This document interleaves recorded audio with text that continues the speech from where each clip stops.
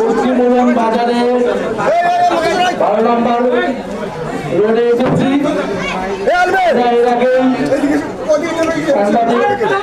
গণমাধ্যমে কিছুটা এসেছে, কম করে হলো। এই রোডে আমরা যেখানে যে স্পোর্ট দাঁড়িয়ে রয়েছি, গত 24শে ফেব্রুয়ারি এই স্পোর্ট থেকে একজন শিশু, একজন কন্যা শিশু 6 বছরের তার লাশ উদ্ধার করা হয়েছিল। আমরা তাসনিম আক্তার তাহিদি নামে কন্যা শিশু, 6 বছরের কন্যা শিশুর লাশ উদ্ধার করা হয়েছিল।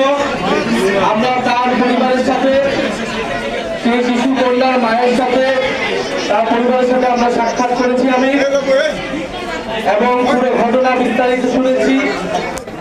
ব্যক্তিগত কিছু দ্বন্দ্বের কথা উনি বলছেন, এলাকার কিছু দ্বন্দ্বের কথা উনি বলছেন। আমরা তথ্য প্রমাণ তদন্ত ছাড়া আগাম কোনো মন্তব্য এখন করতে চাচ্ছি না।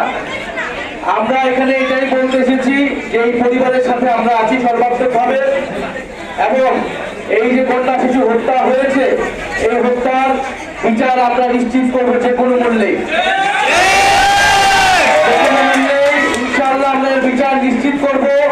এই অভয় এবং এই আস্থা আমরা ওনার মাকে দিয়েছি, কারণ আমরা মনে করি উনি আমাদেরই ভোট, উনি আমাদের সাথেই ছিলেন।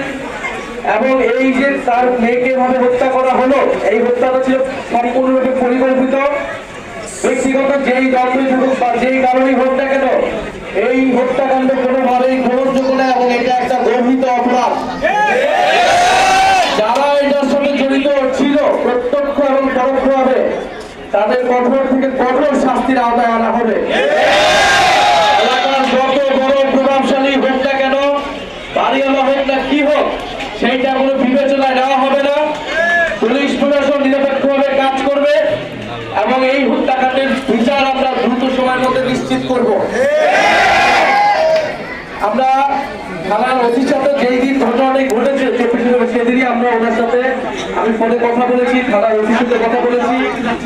মামলা নেওয়া হয়েছে। পোস্টমর্টেম রিপোর্ট আসলে আপনাদের পুরো ঘটনাটা বোঝা যাবে কিভাবে হত্যাকাণ্ড হয়েছে, কিভাবে মারা গিয়েছে মেয়েটি, এবং ওনারা যাকে সন্দেহ করছেন